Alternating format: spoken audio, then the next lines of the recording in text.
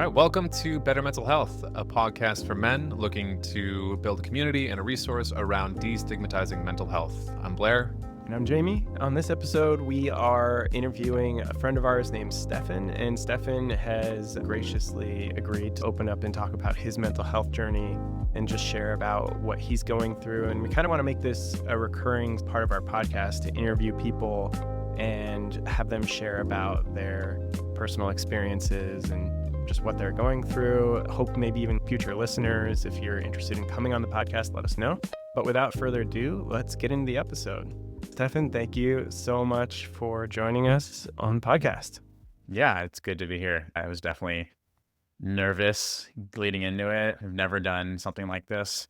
Never thought I'd be doing something like this, like speaking on a mental health podcast. Like that doesn't compute still. It's still hard for me. So I'm super excited to be here. I'm super excited to come talk, and I love what you guys are doing and creating much more awareness towards men's mental health. And people are aware of it being a problem, but not actually sure what to do with that. They're like, yes, everyone knows 100%. That men have a hard time communicating these things, but then now what? So I love what you guys are doing. Cool. Thank you. Well, yeah, I never thought I'd be on a mental health podcast either. If you asked me 2 years ago, 3 years ago, 5 years ago, I'd be like, no way. Never in a million years. Here we are. Yeah, there was no point in my life where I would have been like, that's what I'm going to be doing. Right. Yeah. But awesome. Yeah, I think we've been curious about bringing people on and asking about their mental health journey. And we're still trying to figure out what that means exactly. But the thing that has kept coming back to me is what brought you to therapy, if you are in therapy. Yeah. Obviously, I want to point out we're down Blake, our buddy. Yeah. He's got his real job today. He's traveling. He's on a work trip. Another work trip. So we're just, Jamie and I chatting solo with Stefan today. But yeah, I'm curious, what initially brought you to therapy then? Yeah. So hi, my name is Stefan. I'm going to provide just like the smallest bit of background for who I am, because it does lead into to more parts. I'm from a really small town in Northern California. I have two parents. I'm an only child. No extended family, really close. I think like my closest cousin was 6 hours away by drive. And then my grandparents were either 4-hour flight or 2-hour flight. So it was challenging. It's a small town in Humboldt County, which is Northern California. So I was fairly isolated up there. And as a child, didn't quite recognize how isolated that was. I was just like, this is life. This is normal. Yeah. Like I made really close friendships with friends, and those became chosen family. And I had my two parents. But I think just like recognizing that upbringing, that really changed. It really like opened my eyes to just like, hey, it wasn't wrong how I grew up, how I was raised. There's no wrong or right in this, but just like recognizing that structure, that framework, that beginning really shaped who I am today. And so my journey towards therapy, I like didn't think, I think you probably came to me 5 years ago and you were like, Stefan, do you need to go to therapy, or would you go to therapy? I would probably be like, no, I'm totally good. I feel like I have really good understanding of who I am, good control over my emotional state. I can process things really well. I felt really confident in that ability without realizing like that, while that's partially true, and I think I do have good mental fortitude and I can process through things, like there are things like way beyond the scope of what I control. And part of that confidence actually came from self-sufficiency as a child. And so it's like me learning that part. And like, for example, we'll love to get into it, is like my reluctancy to like ask for help is like because of that. So I was like, wow, I like what I thought was my reality ended up being like, wait, hold on. Like I am this way because of a lot of things. And so it's actually really good to like process through that. So I started going to therapy about a year-ish ago. I initially went for a couple of reasons. I was running into some family challenges with my parents, which I'll probably get into in a bit, but just some difficulties with the relationship. But I was doing some research online a couple of years ago. I have a disorder it's an OCD type of disorder called Trichotillomania. I think I'm pronouncing that correctly, which is a hair picking disorder. Some people exhibit it different ways. There's like scratching. There's more like aggressive behaviors. But I have under stress or fear or anxiety, I will subconsciously pick hairs, usually in my face, which is really frustrating. I hate it. It drives me crazy. And it's like deeply subconscious. I'm not even aware that I do it. Wow. And so I went to therapy initially thinking, hey, I need some support here. This is beyond my control. I keep being like, okay, I'm going to stop. I have to tell myself a million times, I'm going to stop. And I just like physically could not. It would be a moment of stress, anxiety, and then I would go back to doing it.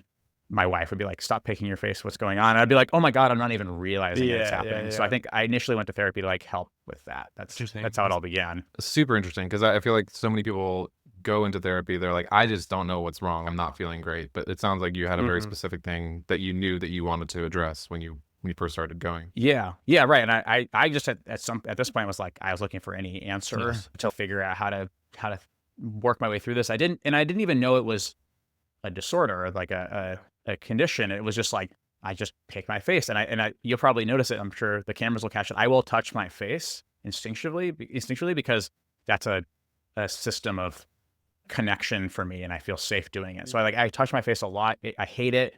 I have bad acne because of it. I'm super self-conscious about how my facial hair grows because I've plucked at it over the years. It drives me nuts, and I'm trying to work through how do I get better with that. And it goes in waves, like where I'm really good sometimes, and then I have big moments of stress, and I go back to that. It's like a default state, but therapy is helping and working through that. I was just learning about OCD in school. We were talking about OCD as developing as a result of not feeling safe to have your emotions as a child. So I'm guessing that might have been a part of the thing. 100%. Right. It was growing up in the family and dynamic that I had. My parents, I would consider them to have a partnership. They're definitely like not soulmates or like the best romantic partners that people can have. They're like roommates that cohabitate together really, really well and have done that for a lot of time. But with that comes like a set of issues, and they definitely don't get along 100% of the time. And I think that me as a child saw that, feel that, and recognize that like I can't be another disturbance in the family. Again, going back to like no close family, no siblings. And so I'm looking at my parents who have issues, they struggle. They're still married, by the way, they're still doing it, but recognizing that as a child and being like, I cannot disrupt this.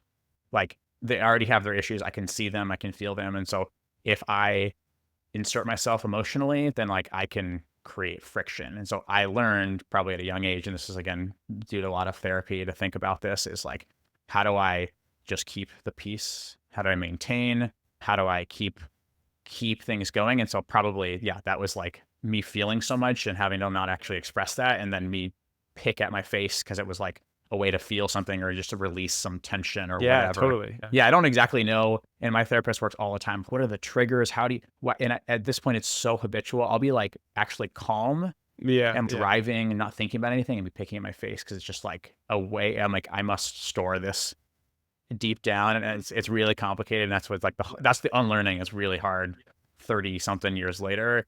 But there's, as I think you and I were talking on the phone a couple of days ago, therapy helps you unlearn and relearn and reestablish neural connections. And that's like at any point in your life, it's great to think that way. And so that's what I'm doing now. And 5 years ago, I would have been like, no way, I don't need that. And now I'm like, thank God I am doing something like that. Yeah, that's cool. Yeah.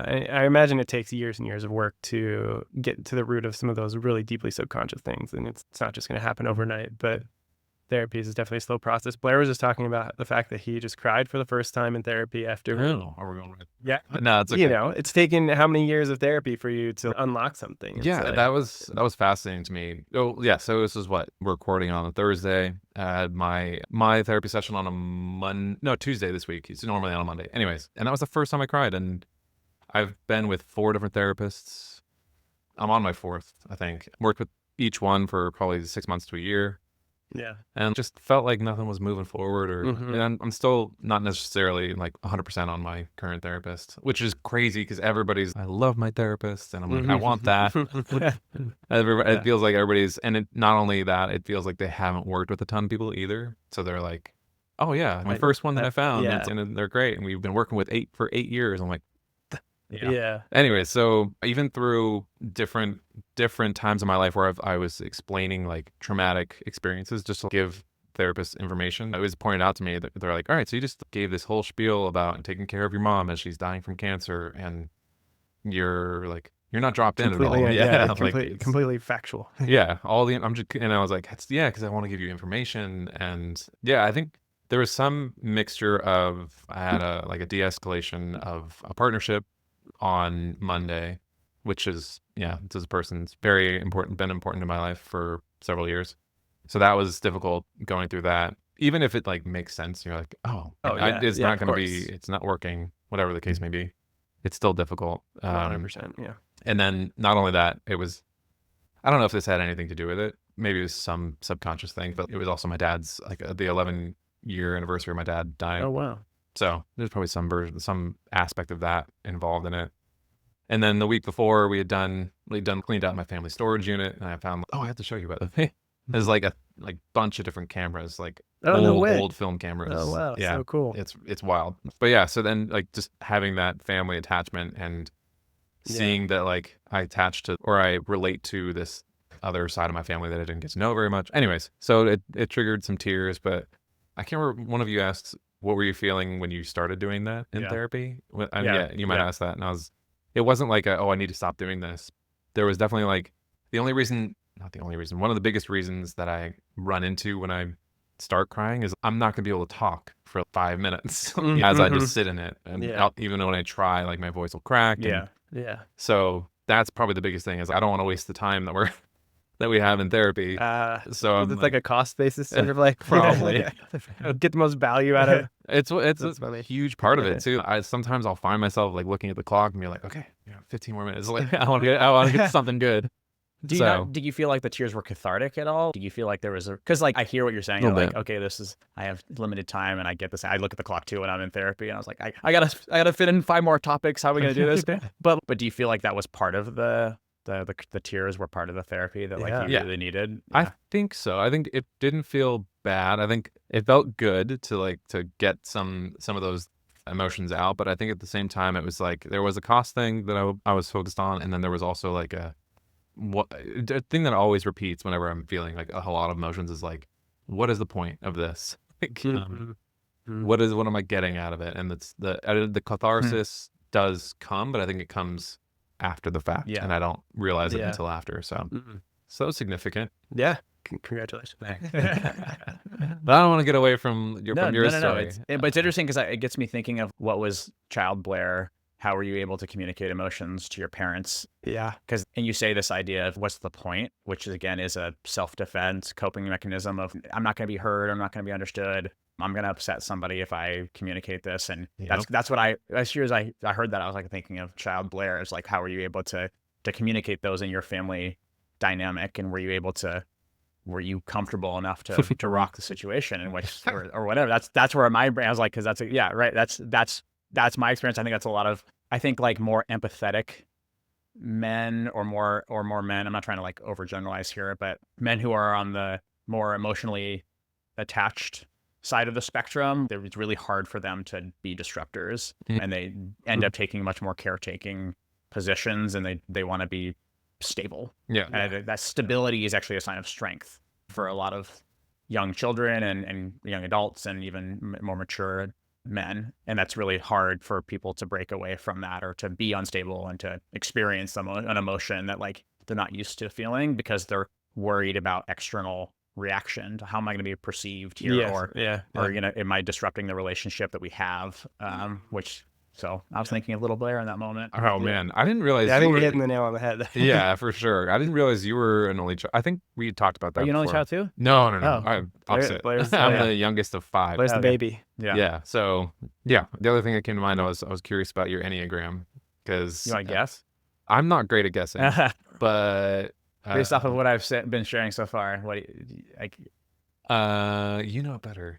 Well, I think I know. I knew it. All right. We've talked about it. Damn. I would imagine like a 7 comes to mind. I don't know what a 7 means. 7's the enthusiast, which it's like you're a happy guy. I'm a 9. Oh.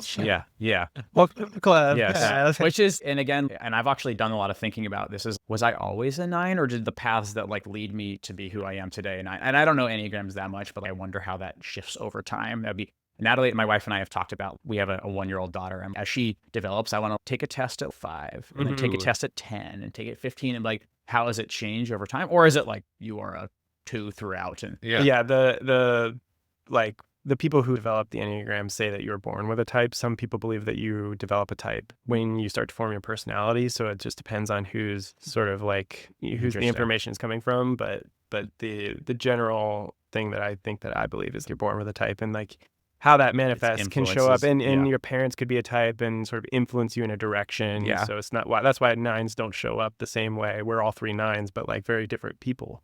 Yeah. And so, yeah, but that's nature versus nurture. right. Yeah. So I think about that as I've been reprocessing my childhood and my development. I was like, was I always a nine? I don't know. Or is this like a symptom of like family stability and something that's like really interesting for me. And again, I'm like a huge science nerd. Something that my therapist and I talk about a lot is this. So there's a part of our brain that when we create disruption in our family and we dysregulate, we don't have peace in the moment, like nines are peacekeepers. And when children communicate their feelings and this disruption and feels like you're creating detachment from your parents. And so for some children, that is like what activates in your brain is like fight or flight. Or flight. Yeah. And it's like a deep, like you, and again, think about this as a child. If you detach from your parents, you're like, thousands of years ago, you detach from your family system, you're going to die. Yeah. That's what's going to happen. So that's what happens in your brain. Yes. When you're formative and when you detach, even if it's accidental detachment or your parents are trying to attach and you just feel you are being detached for them because you're disrupting some system that you have, you're communicating a feeling or you're throwing a tantrum. If children feel detached, it activates deep parts of their reptile brain. And it's like, oh God, I'm going to die unless I fix this. And so, especially for me, is if that ever would have happened, and I feel like, and I think I subconsciously felt this way. Yeah. There's if I detach or if I create issues with parents who are not struggling relationship wise or not meant to be together, and as an only child, I was like, nope, this is gonna kill me. So I know it won't kill me, but it feels that way, and so I must maintain balance in the family system. Yeah. And that creates a bunch of follow-on effects for the rest of your life. But just like that need of, oh, no, I can't do this. I can't be the one to pull the family apart. Even though it wouldn't happen, and most parents would not do that to their child. It just feels that way. 100%. And it's really hard. And all of this too, even this conversation too, I have a 1-year-old daughter, has really changed how I think about being a parent and my effect on her and how I have to show up with making sure that she feels attached, even if she's doing a thing that I don't like or I'm frustrated or whatever. Yeah, she's a 1-year-old person. So she's going to do a bunch of things. But then I think about as she makes decisions in her life that like I don't like or like I don't necessarily agree with, is like when she's detaching herself because she's exploring her individuality. If I show like, even if I wouldn't detach from her, even if it feels that way, she feels this deep pull away from me. And that's like, that can trigger a lot of life or death responses in her. And so she has to go into protect mode and be like, all right, well, if they won't support me, then who will? I got to support myself. And that, even if it's formative and even that doesn't make sense and I would support somebody, if they don't feel that way, it activates a lot. Yeah. That's true. Going back to your parents and people pleasing and doing all the things you did, how do you see that showing up now in your life currently? Yeah, I have I feel a lot of guilt. So even if, for example, there was a couple weeks ago where some friends in the East Bay, it was like a 45-minute drive, like invited me over to some barbecue or whatever. It was a totally nice event. And then due to a bunch of complications, like I don't think I had to like make it work, and it was really complicated. And I ended just want to be like, I just can't do this. And so as I was thinking about canceling, I am so anxious about this. Like, are you going to look at me the same way after this? And this friend has already said to me in the past, hey, it's hard to see you. And sometimes you can isolate yourself. And I was like sitting here being like, oh boy, are you going to see this? Am I further reinforcing this image of me? And now what are you going to think of me moving forward? What's my reputation? And I'm like, no, it's really legitimately, it's going to be hard for me to make it. But I like go into this anxiety cycle of what are you going to feel next? And then what are you going to feel next? And then what are you going to feel next? And my therapist and I talk about this a lot of anxiety. What you're going to feel next? Or what this person is going to feel next. And then if they ask me again, and I go and I play these, I'm playing the future, which is what anxiety kind of is, just like fear of the future and playing all of these scenarios when they're like, none of it's happening. None of it's in front of my face. I don't need to make these decisions right now, but I go into that hyperdrive and this guilt and this like kind of shame spiral that I'll put myself in. And so it's just like kind of an example of just, there's a thing that I want, and it's hard for me to just express, like, I want to not make it. And then I also want you to support me in that. And that's been the other part too. And part of my learning is, again, two sides of the coin. I want you to there's a thing I want to do, which is I don't want to come because it's too complicated for me. But the other part that I'm working on in therapy is the part that I used to feel, which is I want you to be okay with that.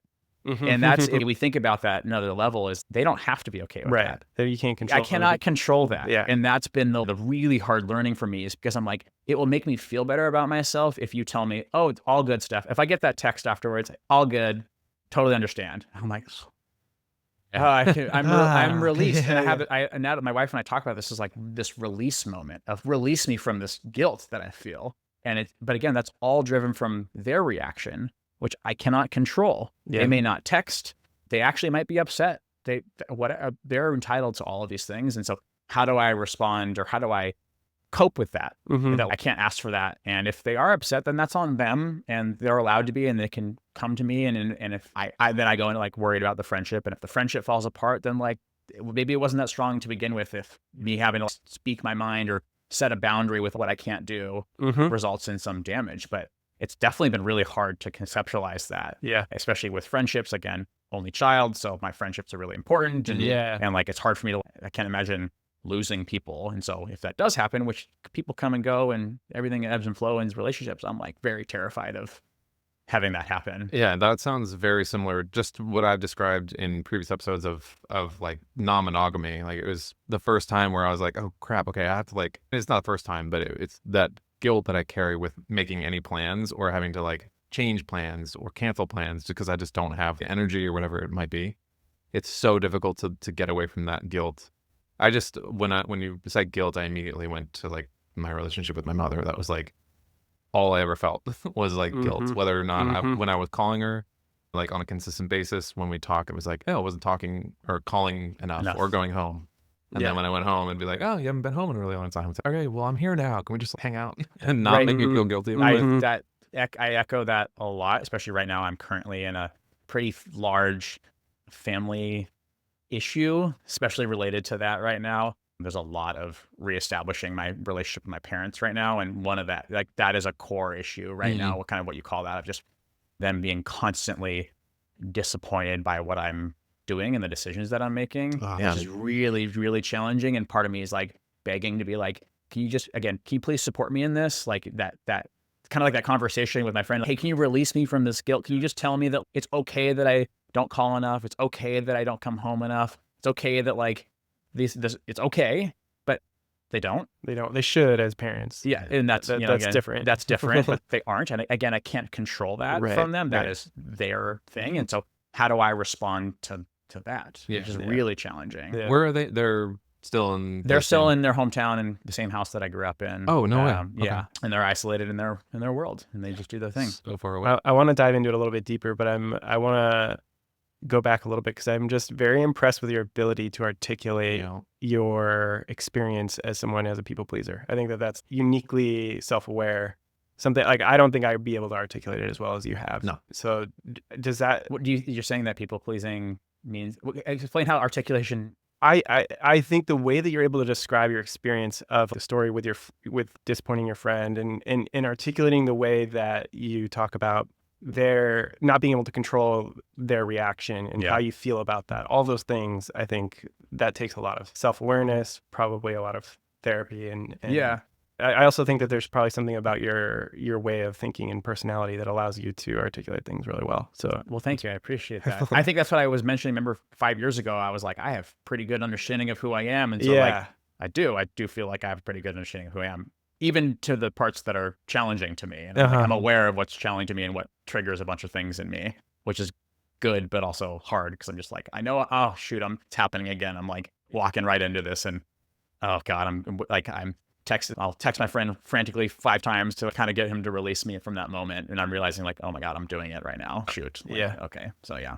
I want to also just ask you, like, what is your experience like sharing all of this now? Is it just like factual? Is it something that's difficult? Are you just finding it? Yeah. Very gestalt of you. What's happening in this moment? It just feels like I would talk about this I want to talk about this with people.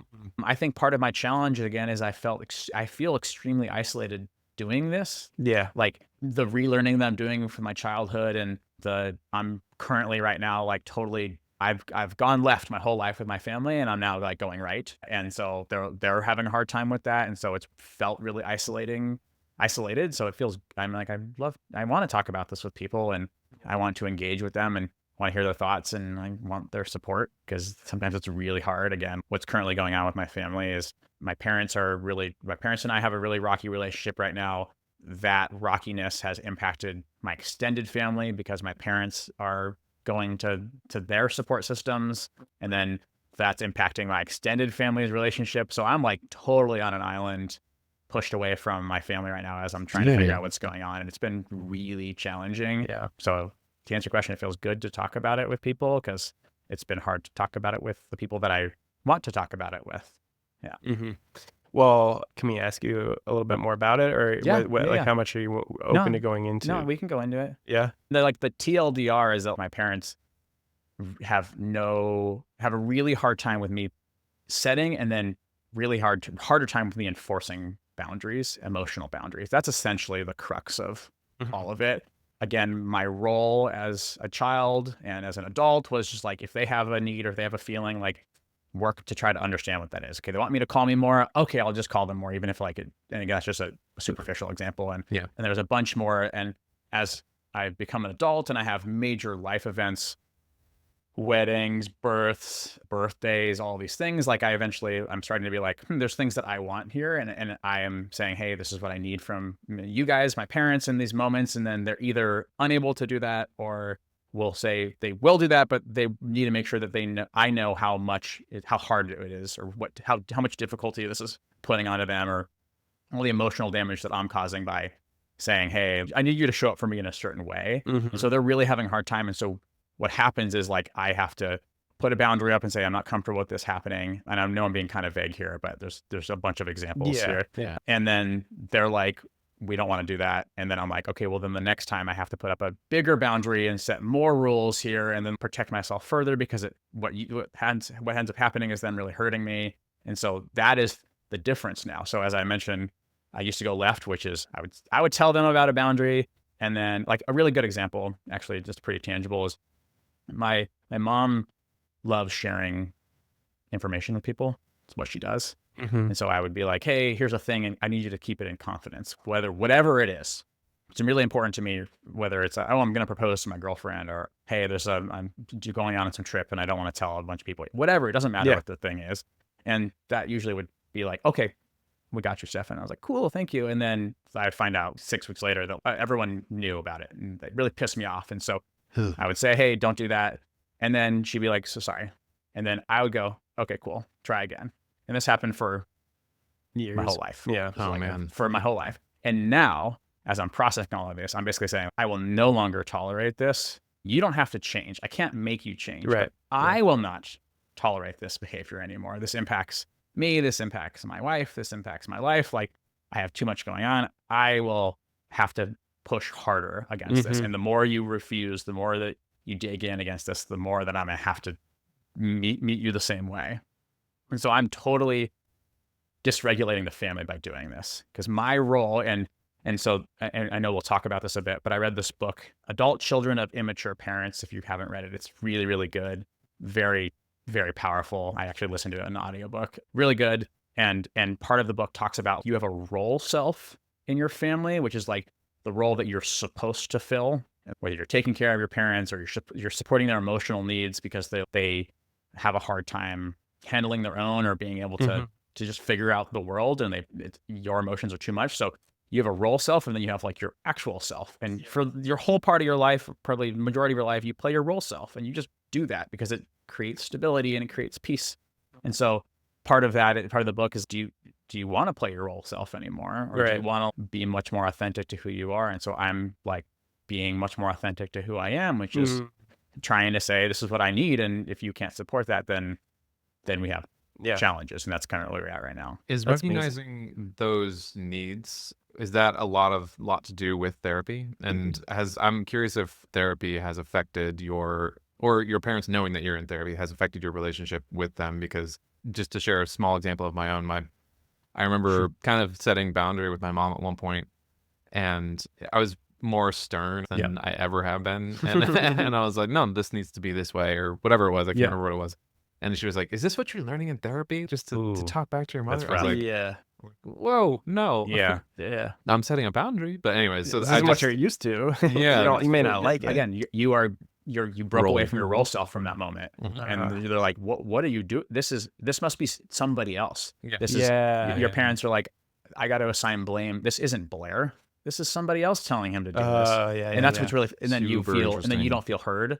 And so a bunch of the things I'm dealing with right now is my parents will listen to me, but they aren't hearing what I'm saying. And I'm like, it's hard to articulate that, but it's just like exactly what happened. Your mom like heard you in that moment, but didn't understand what you were saying. Right. Oh yeah. What's actually going on here?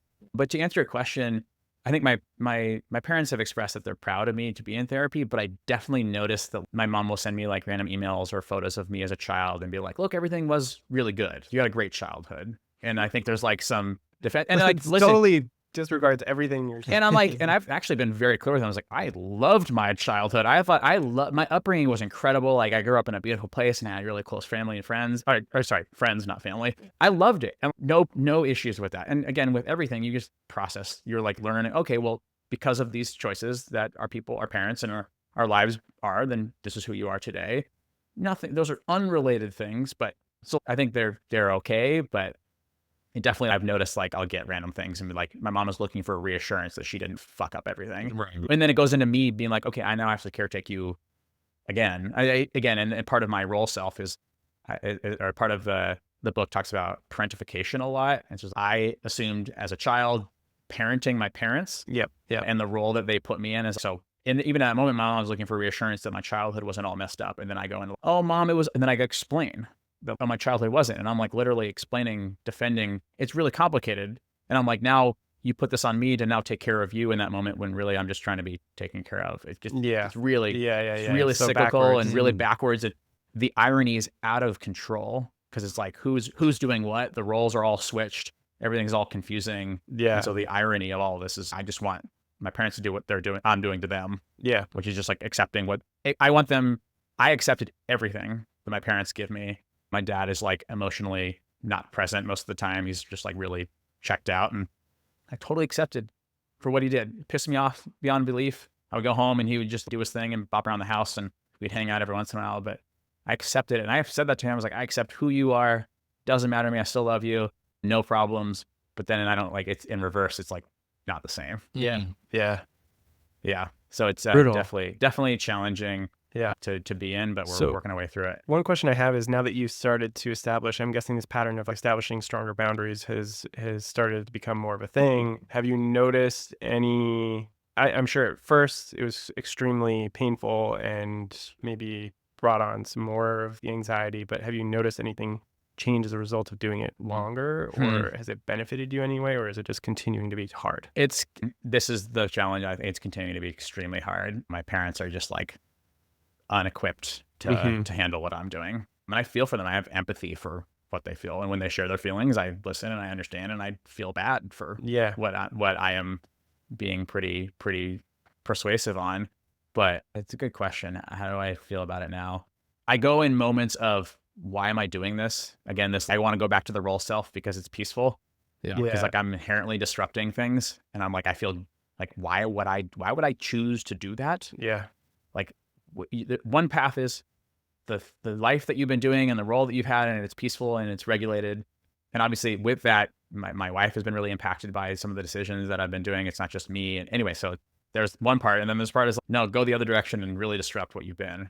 And I'm like, I'm just picking the hard path. And that's really hard for me I'm like, I just keep doing that. And that's hard for me to figure out. And when I do talk to friends, they're like, this is extremely hard and you should be proud. But a part of me is, how could I be proud dysregulating my family? That's really your parents. That's hard to conceptualize a feeling of pride. Right. Yeah. Well, I admire hearing about it, and I'm sure we could both say we relate to your experience in our own ways, and I know I do, and I have all these similar examples to how I've had early parentification with my parents and stuff like that. But I do think that I don't know if proud is the right word, but I just think it's admirable that you're choosing the hard path. And I almost feel like we need to have a follow-up podcast episode in, I don't know, whatever, some year or month or whatever, and just see where things are at. I will say one thing that I am extremely proud of from this is it's teaching me so much about what it means to be a father and a parent. And just, again, we talked about this briefly, but this dynamic this inherent power that I hold over this child even if we grow up one day and 30 years from now, 50 years from now, we're all adults. No, I'm still this. Yeah. I still have this power dynamic where this person is longing for my acceptance always. Yeah, I'm getting goosebumps. That's, oh yeah. So it's like, 100%. and I'm recognizing that, and I think I've learned a lot of. I'm just like, oh wow, like I hold power over this person, even if I don't want to. It doesn't matter, and even if she doesn't want me to. And so I'm just like, I'm learning so much about parent-child relationships, and it's changed my perspective a whole lot on what that means. And I'm now much more aware of my decisions, much more aware of what I'll accept. And we talk about, my wife and I joke about this, of like funny things, like what happens if our daughter at like 18 wants a tattoo, and just random stuff. And it's like, we always have a choice of acceptance or we don't. And that's just a silly example, but if you accept, then the child feels accepted and brought into the relationship. And even if you don't, then you're putting all the onus in the child to basically be like, well, shoot, I was really hoping for your acceptance here. So now I'm going to either say, okay, you know what, fine, you're right. Or no, this is what I want to do. And tough. I'm emotionally going to distance myself to protect what I want, my individuality here. Yeah. And so that has been a big learning. That's amazing. And recognizing that being a parent is respecting your child's individual needs, even if you fundamentally disagree with them. 1000%. Yeah. And then you have a choice of like how far they can verge away from your things. And sometimes that's a scary thought, but what's your willingness to accept? Right. I don't know, but it's got me thinking about that a lot. Acceptance. Do you remember talking about that on, we did mushrooms down in Malibu, and I was talking, I had this realization of, I don't remember the conversation about acceptance. I was like, I think I was tearing up a little bit, but I was like, acceptance. I've never felt acceptance from, well, specifically my mom. And I was like, that's what like true love actually is what it feels like, is like this acceptance, no matter who you are. Radical acceptance. Radical acceptance. Yeah. Yeah. And I just never felt that. Yeah. And not only that, like I have a small tattoo of my dad's handwriting that I got on the year anniversary of his death. And it took me forever to finally tell my mom, because she has this idea of tattoos that I just could not understand. And it was dedicated to my dad. Like it is the only thing I have. It's tiny, little. I don't know if you remember that story. It was actually ridiculous. Well, I don't know if I need to get into that. Yeah, but it was funny. It was, I had not told my mom the very only time that she ever came to visit me in the city. We were having like some family over and at our apartment. Only time. That's And I'm like, oh, I'm going to show you my room. And my roommate had her girlfriend over, and I was walking my mom to my room at the end of the hall, and she stops me. She's like, oh, Blair, I heard you got like a new tattoo. Let me see. And I was like, yeah.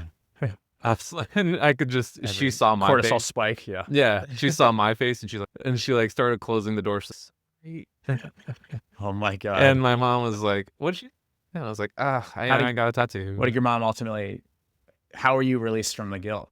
Were you? No. It was like she saw it and she's like, oh, okay. I was like, great. I can feel it. The cycle begins. Totally not radical acceptance. Yeah. No, not radical acceptance at all. And then, I remember my brother telling me some similar story, or even worse. It was like he got a tattoo and my mom saw it and she just started like bawling. And I was like, what is that? It's so, I feel for that. That's such a hard moment, because all you want is that acceptance. And then you go into all sorts of, do I never show my mom this stuff ever again? You reacted poorly the first time. Okay, what if I do something else? What if I move to Thailand and become I don't know, whatever? What then? Would they accept me? It triggers a bunch of things, and it's hard. They feel small in the moment. Oh, it's just a tattoo, or it's minor things. But like it activates that part of your brain. This reptile part of your brain is, I'm going to die if I don't receive this acceptance. Even if you know that's not true, it's what happens. Yeah, it's all natural. There's one tidbit, or one bit of, maybe this is advice, but it's like, for parents out there, I think that if acceptance isn't something that you can give right off the bat, come in with curiosity. Yeah. That feels like another, we've talked about this on other podcast episodes, it's just like the curiosity to be able to understand why you got that tattoo. Yeah. Imagine her asking that question and you're just like, well, I really wanted an amazing way to honor my dad. And she would probably have so much more acceptance for that. Yeah. Right. And she could again be like, yeah, maybe not for me, but love that for you. And you remind me, there's one of my favorite quotes from Ted Lasso is, be curious, not judgmental.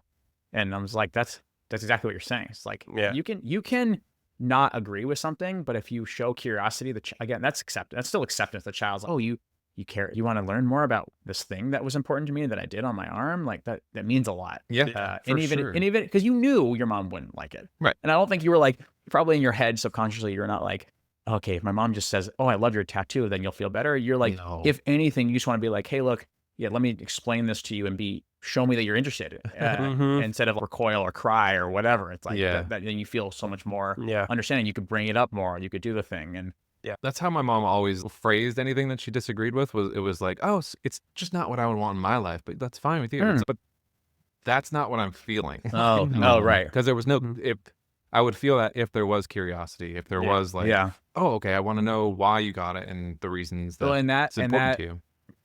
Again, goes back to, that's why you have to be very aware of the power dynamic. Like, I think that's what that's what I'm trying to share. It's like, maybe your mom, maybe she like, yeah, not for me. And that's fine with you, but you didn't feel that, which means that there's a disconnect there. And so that's why, as an adult, as I'm going through this right now, I was like, no, not only do I have to just be like, oh yeah, cool, you got a tattoo. I have to be like, I have to go above and beyond in that moment, because I recognize that my child is looking to me for acceptance. And so I need to make sure that I'm emotionally taking care of their needs. And I am the parent here. I will support them emotionally. You didn't feel that, and I'm so sorry. That's rough. But even if your mom was like, oh, I don't care. That could have been what she felt, but you didn't feel that. And that's the disconnect. And that's what I'm like really trying to internalize during all this experience, is like, when I'm presented with that moment, whether it's whatever. And again, by the way, I have tattoos. It doesn't matter to me. Just we're over indexing on that.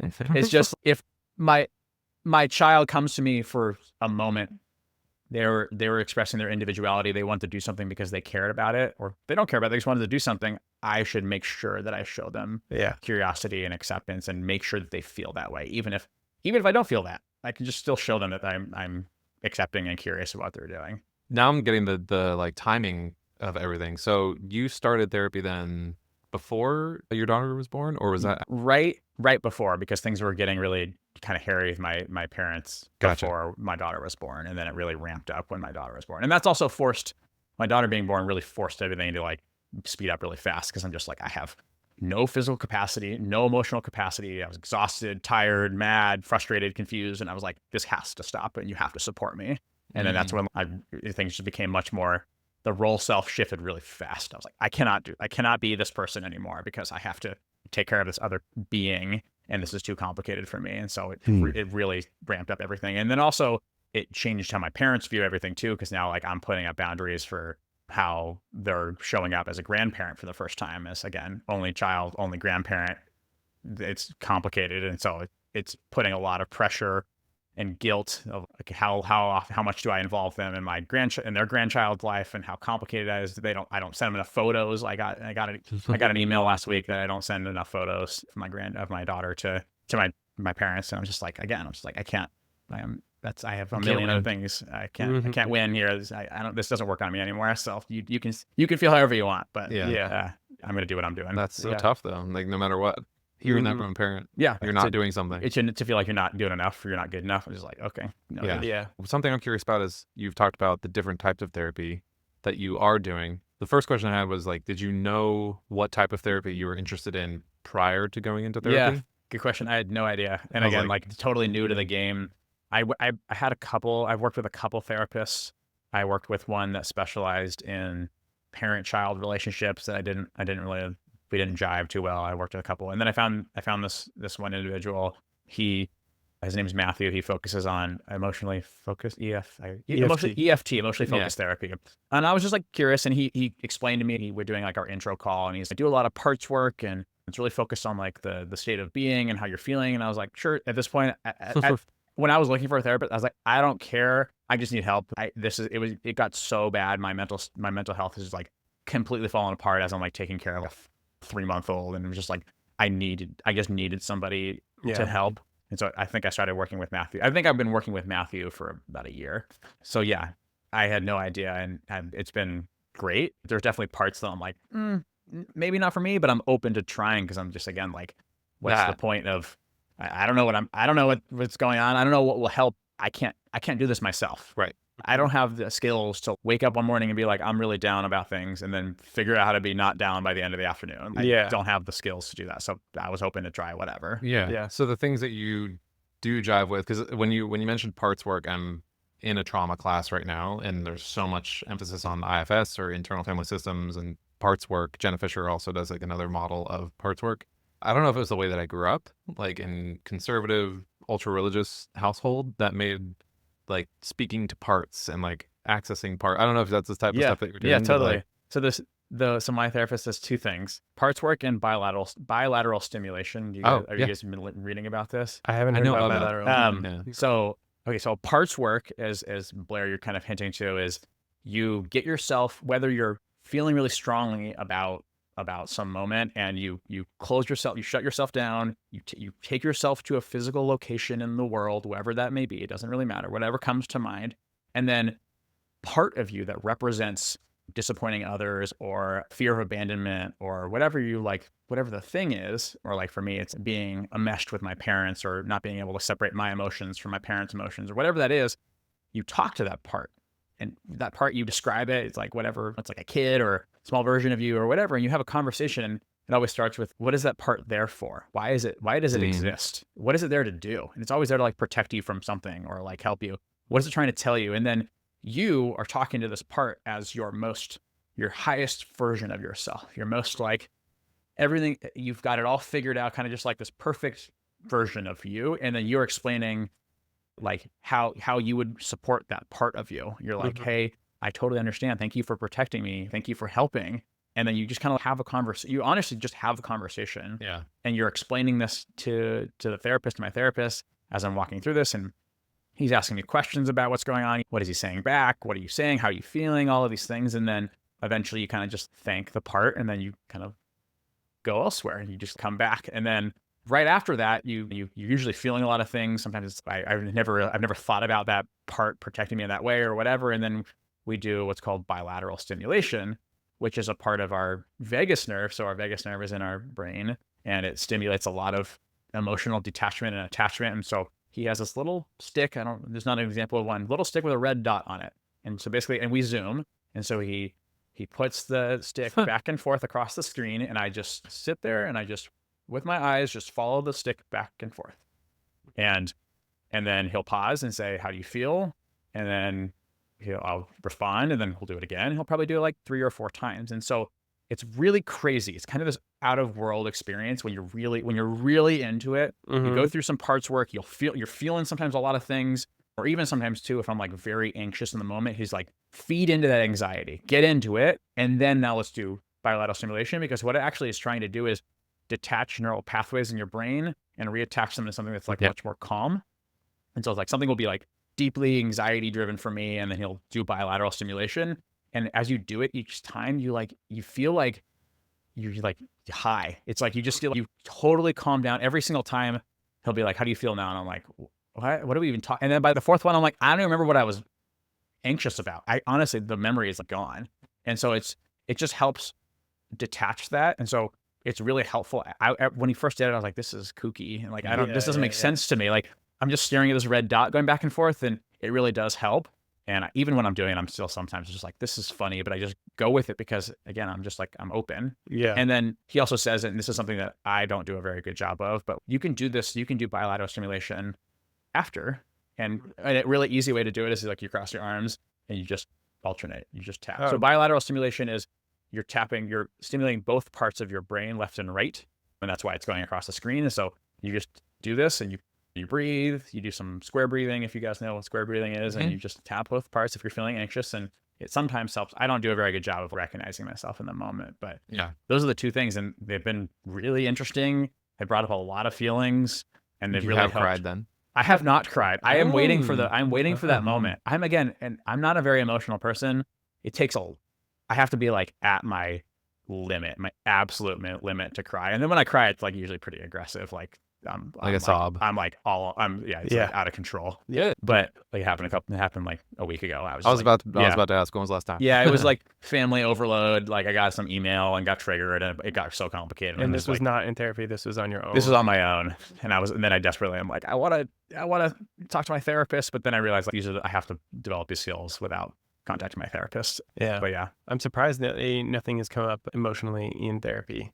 Me either. And we were just talking about this. It's really hard for me I'm really heady.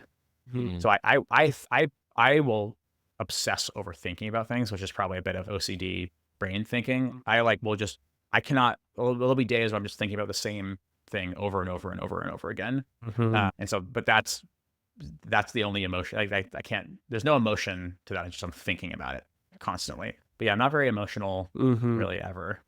Again, probably a response from a child that I shouldn't be emotional. Yeah, I think that's not only the whole basis of things that you experience in your childhood, but also like as men. Yeah. That's Yeah. another Yeah. aspect of it. Being very logical, not Right. emotional.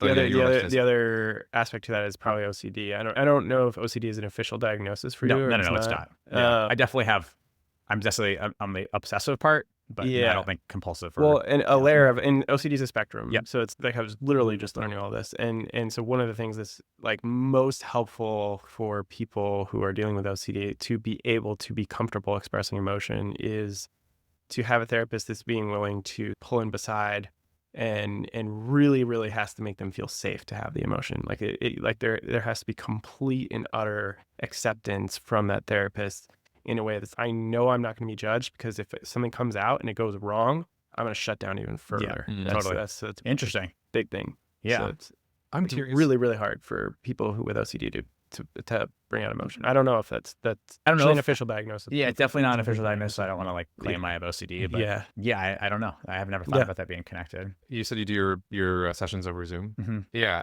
Do you think that it would be a different experience? Would you be maybe more able to access those emotions if you were in person doing these? I want to say EMDR, bilateral stimulation. Probably. That's a really interesting question. Probably because I don't know. It's a really good question. I don't Because that know. was the other thing that I talked about with my therapist. I was like, I've never worked with a therapist not over Zoom, because I started looking in 2020. And yeah, I wonder if I haven't cried in a session because I have not been in person with that. I've done both, and it's definitely it's a different experience. I did both group therapy in person and individual therapy in person, and then switched to Zoom. And I definitely noticed a difference. And I think you're able to use your own space to like disregard the connection a little bit more. Like when you're on Zoom, that one-on-one connection isn't as powerful as it is in person. So I think that when I become a therapist, I would think I want to have the possibility to do that in person with as many people as I can. But over Zoom is still impactful. I've still had really good sessions. I hope that didn't come off as I don't think it can work over Zoom. Yeah. I think it's just more I'm curious of people's experiences, especially people who've done both. If there has been a difference in how you're presenting or how things and that's are, also are very moving. human. I think as you were talking, I was like, so my therapist does a really good job, because I've expressed to him like I need a lot of validation to feel very safe in this, and so he's cool noted. And so when I'm telling him a story, the first thing I was like, I'm so sorry, that must be so hard, and it feels really good. And I'm like thinking about that phrase, and I'm like, I bet you if he delivered that to me while I'm staring at his face in person, that would hit a lot harder. Because I'd be like, yeah, this is so hard, and this, you should be sorry for this. This sucks. Yeah. And I feel like I do feel emotional right now thinking about that response if it was in person. So maybe the answer, I probably would feel much more inclined, because that's much more human. And again, I like Zoom; it works, but yeah. It's made therapy accessible to a lot more people. Oh, Totally gosh. amazing. yeah, absolutely. Or is it a possibility to work in person with Yeah, Matthew? I think he's in the North Bay somewhere. So I gotta figure that out. Follow up with him and see if that's a possibility. Yeah, it's great, and I really appreciate it. And I also, for the record too, like my parents and I also have a family therapist that we see I would say every 2 to 3 months. Oh, no way. So we as all of this is like unfolded, and we've attempted to like sit down and have conversations. Those do not always go very well, but we're all willing to figure it out, which is I do really appreciate. But those are pretty hard leading up, during, and after. And definitely at this point feels like it's doing a lot of harm than it is doing good. But it is probably good to have, and to be we are articulating the things that we need to really articulate. Yeah. But it's pretty hard. But we are attempting to go to family therapy together. Was that difficult to get them to agree to that? No. It was basically like after some big issue, and I was like, I don't feel super comfortable having this conversation with you guys. We're not equipped. The three of us are not equipped to have this conversation. We need some support. And we've had really good moments in therapy, and we've also had some really probably our lowest family points in therapy too. So I'm glad that we're doing it, but it's hard. It's like, Yeah. it's like I don't want to.